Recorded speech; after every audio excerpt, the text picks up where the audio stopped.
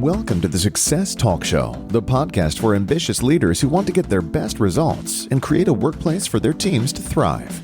Each week, we share practical advice to help you accelerate your success and grow as an inspiring leader. Now, here's your host, Leadership Success Coach, Donna Ceriani.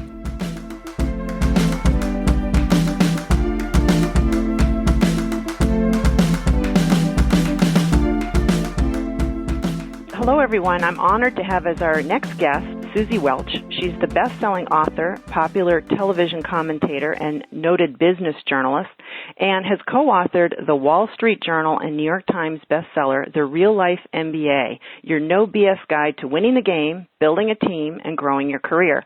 You can follow Suzy on Twitter at Suzy Welch and Instagram at Jack_and_Suzy.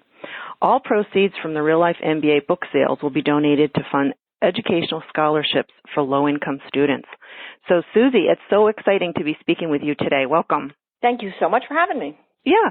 So, Suzy, I have to tell you, I absolutely loved Real-Life MBA because every page is pure gold. It's really rich with practical advice. So, coming on the heels of speaking with so many leaders in technology, one of the topics I see as really folks are struggling with is what you would call the rigorous truth-seeking. So I would love to hear your advice, what you would advise leaders to do who are really reluctant to speak up because they fear there'll be consequences. Well, there's just a candor deficit that everyone seems to agree that when you bring up the fact that work is filled with people speaking with spin and agendas, everybody sort of says, yep, I experienced that. And it's not because everyone's a bad person. It's because either people feel that honest dialogue will hurt somebody's feelings or will upset the apple cart in a way that will be have negative consequences for them.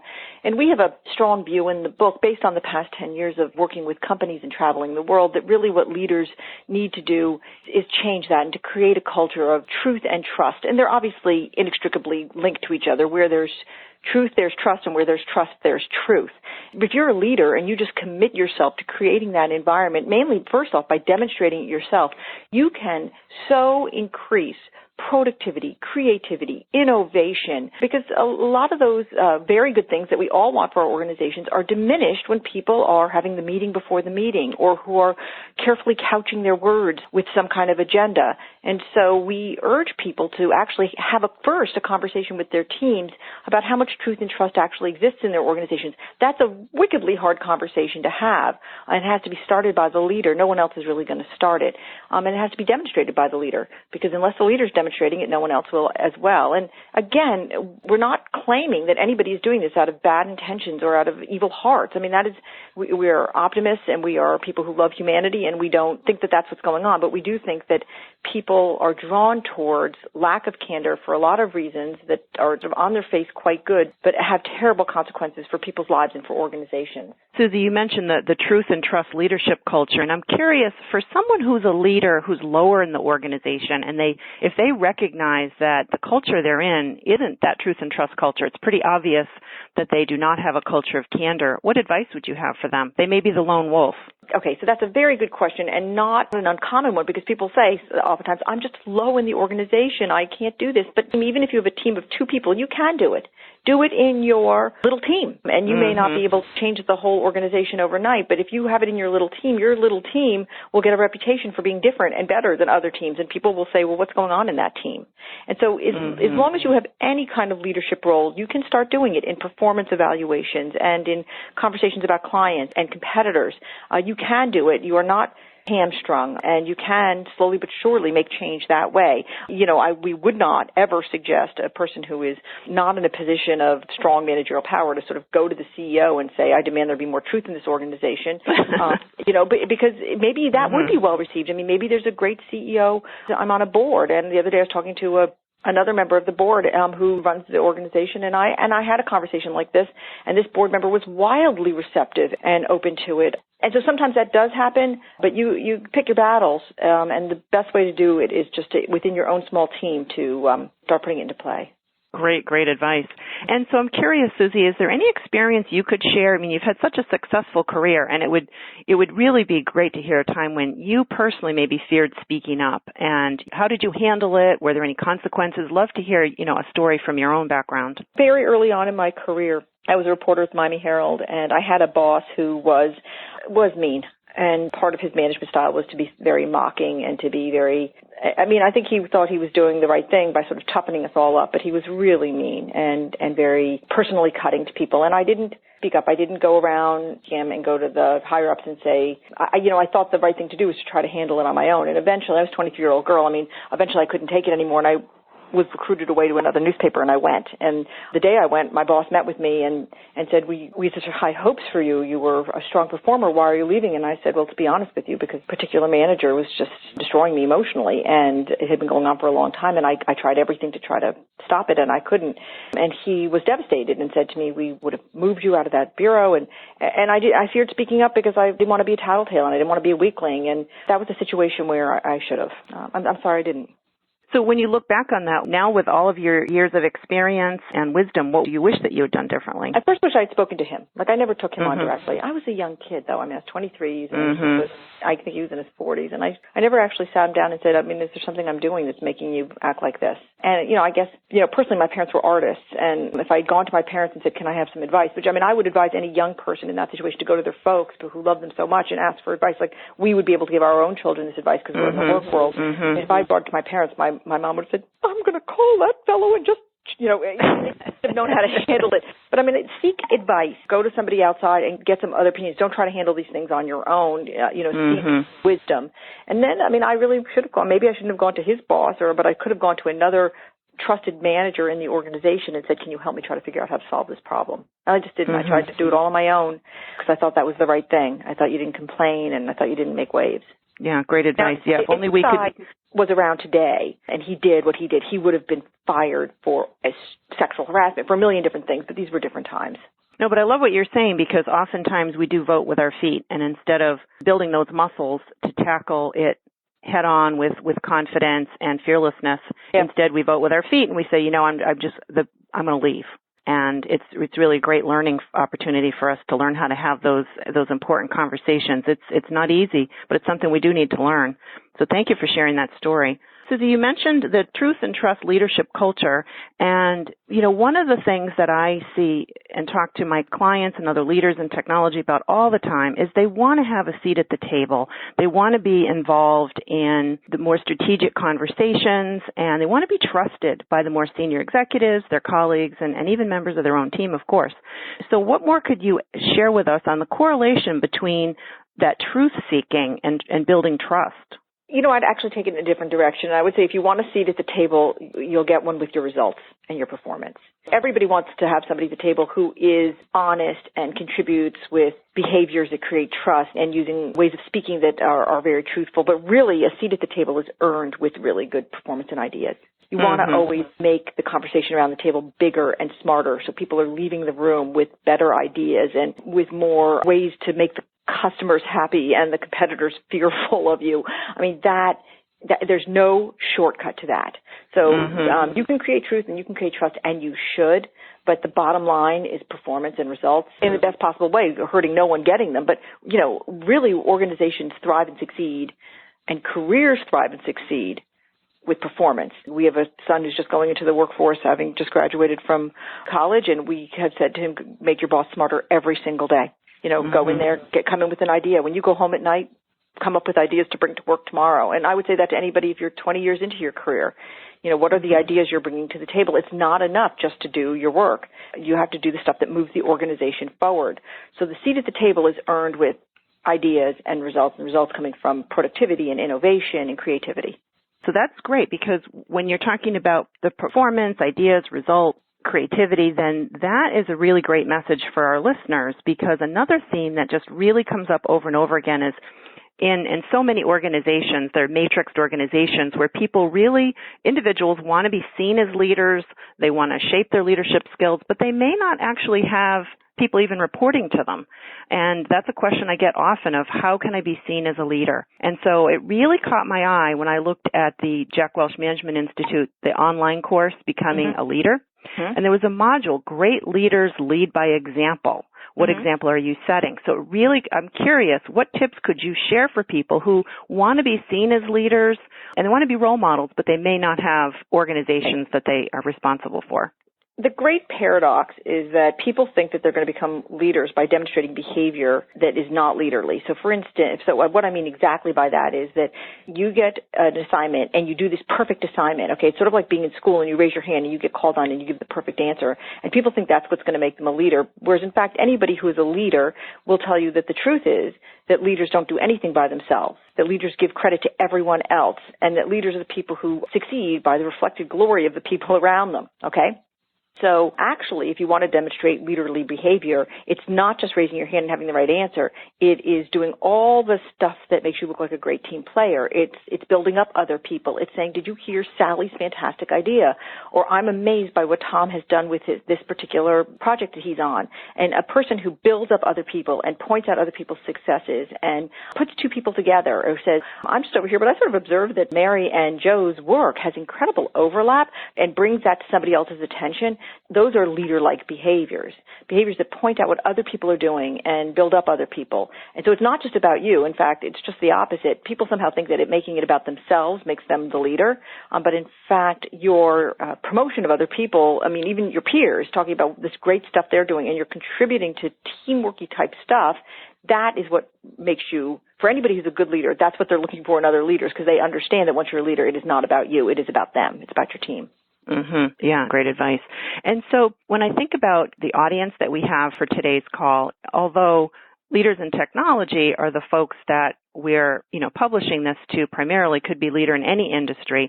And so I've been in technology my whole career, so almost 35 years.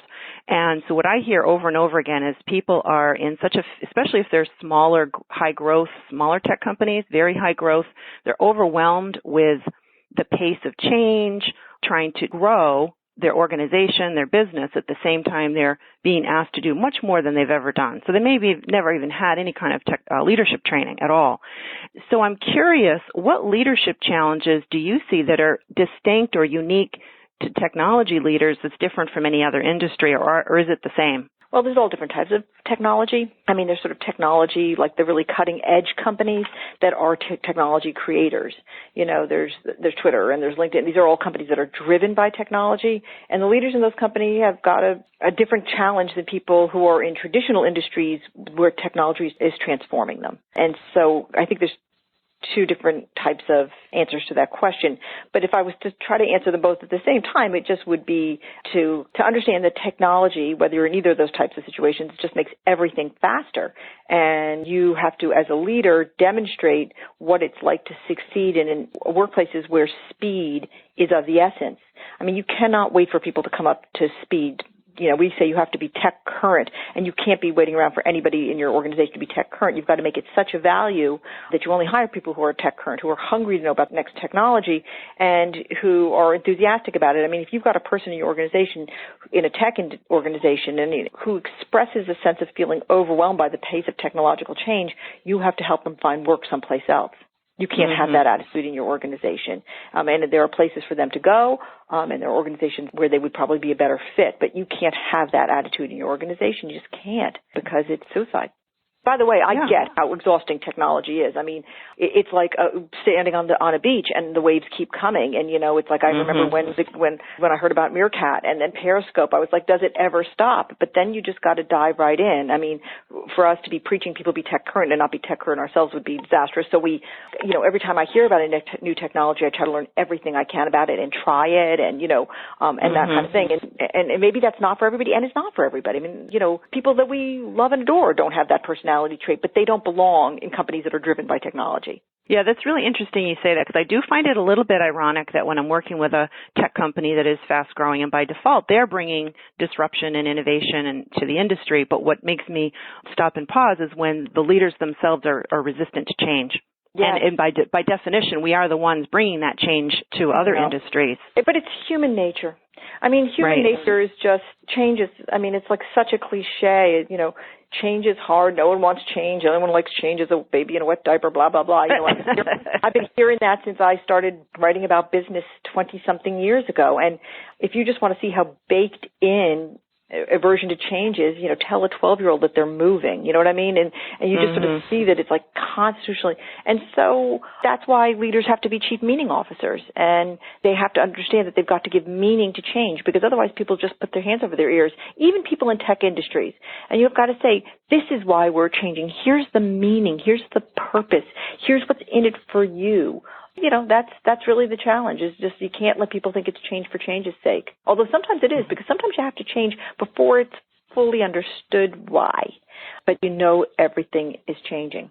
And I love that from the book, The Chief Meaning Officer, because I have seen that missing in so many organizations I've been in, where an organizational restructuring comes out and nobody and it's quite complicated, it's far-reaching, it might even be global, but at the end of the day, people are scratching their heads with the messages saying, wait a minute, why are we doing this again?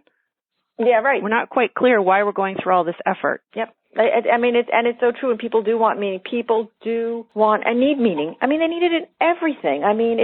It's humanity to want meaning in the work. Nobody wants to go to work and just get a paycheck and not feel like their work is connected to something bigger. Now, it's easy in some industries. Like, it's easy if you're in a medical industry and people understand they're making a medical device, it's making people's lives better. But if you're in something that is not directly related to making people's lives better, you got to go up to 20,000 feet. Actually, I was talking the other day to somebody who's in the entertainment industry, and I loved hearing her talk about how making TV enriches people's lives, because TV starts conversations, and it was wonderful. You may not agree with it, but she saw the larger connection of her work to humanity. And that is what every leader has to do, is bring that to life for people.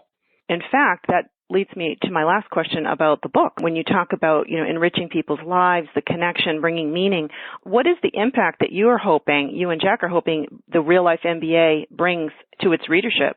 Oh, what a great question that is. Thank you so much for asking it. We had written Winning 10 years ago, and we had in those 10 years since, incredibly happy, full, exciting lives where we were writing and traveling, and Jack was teaching, and I was on boards, and we had columns. And so, on the road, people said, why did you write this book? And it's a very, very good question. Obviously, not doing it for the money. We're delighted that all the money is going to charity. That feels fantastic. The reason why we wrote the book is because we hope that it will make people's lives better. We didn't think that sort of an MBA in a box existed. We know that not everyone can go back and get an MBA. They don't have the time, they don't have the money, they don't have the flexibility, they don't have the desire. And so we thought maybe we could write a book that was really a gritty sort of, a couple of day read that would sort of bring you up to speed with the questions you need to ask to put you at the table. So what we hoped to bring to people's lives was just something that they couldn't get someplace else, and also just a sense of optimism and fun about the future, because work is hard. It's harder than it's ever been. Part of that is because of technology, the pace of technology, because of global competition, because of the recession that took the legs out from beneath a lot of industries. And there's great pockets of growth and strength in America, but we've traveled this country, and there are places that they're still feeling the recession very, very painfully. And I guess we're just really big believers in future, and we wanted to be a part of making it better for people. Yeah, and I'm so happy to have discovered the book, because I have had several clients who are mid-career, say early 40s, late 40s, who are questioning whether or not they should get an MBA because they're feeling it will really give them that leap. So I was thrilled to discover, and I think it was on the Jack Welch Management Institute, some ROE, return on education information, because personally I grew up in a college town in Amherst, Massachusetts, where there's 5 colleges. So I grew up with education in my blood. So to me, an investment in your education is an investment in you as your best asset. So when I saw this data, not only could someone buy the book and it's just pure gold, but they also, I wanted to share some data around if you make this investment in yourself, it will always, pay dividends. It's true. And, as I said, there's many different ways to get an education today. There are online courses. There's night classes. There's a lot of different ways to get an education, but education never hurts anyone, and it really only helps people, and it's exciting to be a part of that. So I'm curious, Suzy, and I said last question, but really this is the last question because I know you have to run. If there was one action, a call to action that you would want the listeners to take, they want to grow as leaders, what's the one action you'd hope they take after today? I guess trying something new. Boldly stepping out of how they've been doing work and approaching work and thinking about work either as a leader or as a member of a team, and trying on a different approach, a different strategy, a different way of talking or thinking and moving themselves forward. And so just innovating with your own career would be my answer to that. great encouragement. Thank you so much. Suzy, I just want to thank you so much for taking the time out. I know you're on a very busy book tour, and I appreciate so much your time today. And so I really look forward to seeing what's next. And thank you so much for this gift of your time. Thank you so much. Enjoy yourself, and very happy to have been a part of this process.